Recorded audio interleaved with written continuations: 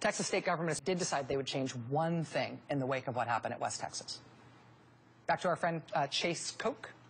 The Dallas Morning News reports that in May of this year, a few months after Chase Koch, the head of fertilizer for Koch Industries, a few months after Chase Koch discovered his newfound love and affection for Greg Abbott, to whom he had never given money before, a few months after Chase Koch's first time ever $25,000 donation to Abbott, and another $50,000 at least from other Koch entities, including Chase Koch's dad, Charles. According to the Dallas Morning News, a few months after that money came in, and the Koch brothers flew Greg Abbott out to one of their Meet the Candidate retreats with lots of other rich donors, Greg Abbott did decide that he was going to change one thing in Texas about storing dangerous chemicals there. And specifically storing chemicals like ammonium nitrate fertilizer, which almost wiped one Texas town off the map. He did decide he was going to change one thing. He decided that the public would no longer be allowed to know where large quantities of explosive chemicals were stored in Texas. That's the change. For decades, companies storing significant quantities of potentially hazardous material, like, say, explosive fertilizer, they would have to report that to the state. And the state then maintained a database of that information. They'd make that information available to anybody who asked. So the news media, regular citizens, somebody thinking about moving to the neighborhood, anybody. The public had a right to know that information. For decades, the state maintained and provided that information. But not anymore. In May, Greg Abbott, as Attorney General of the state of Texas, he issued the one change in law or policy that has happened in Texas since the explosion in West. He said that state agencies henceforth, quote, must withhold this information from the public. Quote, upon review, we find the submitted information about chemical storage in Texas is now confidential. It wasn't before, but now it's confidential. Attorney General Greg Abbott issuing that legally binding opinion in May. He did so rather quietly. The press in Texas, however, noticed, and last week, Greg Abbott was asked how on earth this made sense. Why should the state now start keeping secret from the people in Texas this information that people used to be able to get? Why should this now be secret? Now that we've had this great disaster and everybody's worried about it, why can't we know now? We used to be able to know. This was Greg Abbott's response. You know, Jay, you know where they are. If you drive around, let's bear this down. If you're living in West Texas, you know that there's some facility there, and you have the right to ask the people in West Texas, hey, what chemicals do you have in there? Just drive around. Just drive around. If you see something near your kid's school or near your house that looks chemically, just drive over there and regulate it yourself.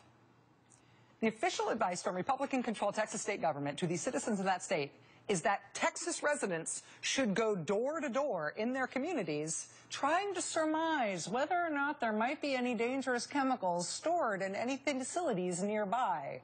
Then they should ask those proprietors of those facilities to tell them about the danger. This is from the Texas Tribune, which is one of the outlets that was there when Greg Abbott was explaining that people should go door to door to facilities in the area to find out what chemicals are there. Quote, when asked if citizens had the right to go on to companies' private property to ask for that information, Attorney General Abbott initially said, absolutely. Abbott corrected himself seconds later. Just to make clear, you may not be able to walk on private property, he said, but you can send an email or letter or notice to anyone who owns any kind of private property or facility. An email or a letter or a notice. This is the new plan in Texas. Happy 2014. There are something between 26 and 27 million people living in the state of Texas.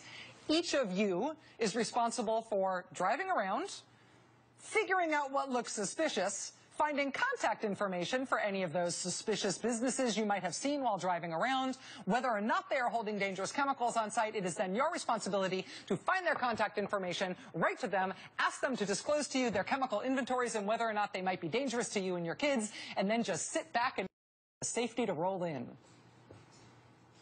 Since then, the Houston Chronicle newspaper and local TV stations in Texas have been trying to take the state's advice, asking chemicals directly, asking chemical companies directly, hey, what do you got there? They basically found mixed results when they've been asking, but a lot of companies just telling them to buzz off. And those are media organizations. What happens when it's just somebody who lives down the block? In response to criticism over this new plan, Greg Abbott's campaign manager tweeted out this sort of snarky comment to one of the reporters who's been covering the controversy, saying basically, oh, listen, this wouldn't be so hard to do, what Greg Abbott's saying. He said, quote, they're called fire departments. Let me know if I can help track them down for you. Meaning, oh, stop whining. Just ask the local fire department, and they'll tell you about all the dangerous chemicals stored in private facilities in your town. After that came out from Greg Abbott's campaign manager, though, a spokesman for Greg Abbott at the Attorney General's office had to issue another clarifying statement saying, never mind about that fire department thing. Saying, actually, under this new ruling from Greg Abbott, local fire departments are probably not going to tell you either. I mean, they might, but they might not, and they certainly don't have to. We have a lot of ideological debate in our politics about the proper size of government, what government is for, right? A lot of that debate is very esoteric, very theoretical. But Rick Perry is going to run for president again on the basis of the Texas miracle, where he says things like not having any zoning laws and not having any fire codes. Those are the things that make Texas great, and we should elect him president because he will apply that Texas miracle to the whole country. And Greg Abbott is the man who's running to replace Rick Perry in Texas. He's the Republican candidate for governor in Texas this year. Now, we reached out to Koch Industries today for a comment, but we have not heard back. Their spokesman told the Dallas Morning News, though, that there is absolutely no connection between the Koch's newfound interest in campaign contributions to Greg Abbott and Greg Abbott's subsequent ruling on storing chemicals in Texas. They call that, quote, a vague and improbable quid pro quo linkage. However, Greg Abbott is running a Koch Industries-supported campaign for governor in Texas on a platform that includes his idea that the solution to this happening in one little Texas town is that you should no longer be allowed to know if this is a possibility in your town, too. Just figure it out yourself. Joining us now is Wayne Slater. He's senior political writer for the Dallas Morning News. Wayne, thank you for being here. It's nice to have you here.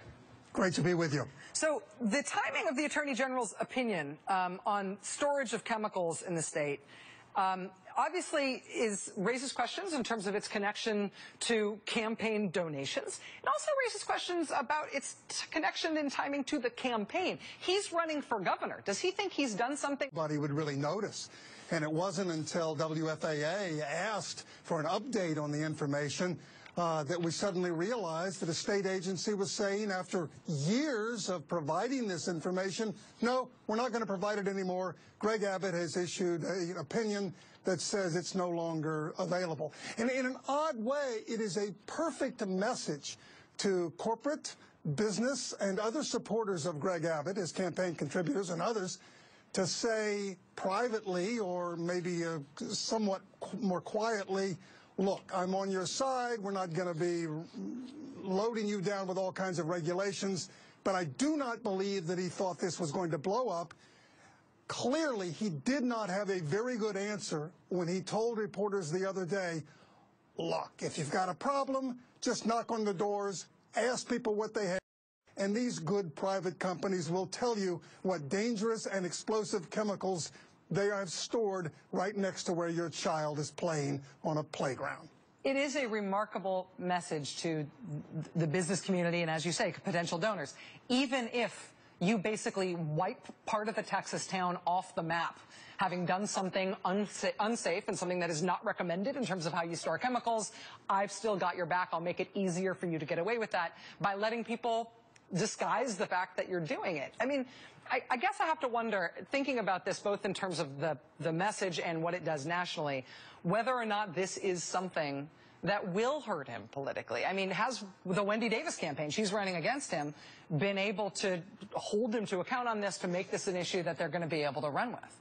You know, some Democrats in the legislature have raised questions, have gotten some pushback this summer on a legislative panel about whether we ought to tighten up these regulations. Some other groups say we need to do something. Wendy Davis begins tomorrow a 5- or 6-day tour of several cities in which she says, look, we have a right to know. Wendy Davis says that if she were elected governor, that one of the first orders of business in the next legislative session, the legislature meets in January, is to change the law to make it very clear that families and people and homeowners and those living around chemicals do have the right to get this information.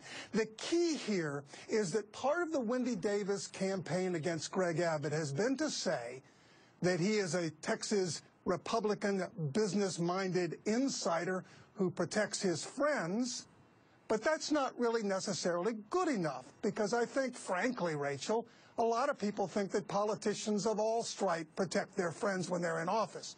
The problem for Abbott here is if this episode, if this decision suggests not only that he's protecting financial donors, his cronies, his friends, but he is doing so in a way that could affect your children, your family, your neighborhood, then maybe Wendy Davis is onto something.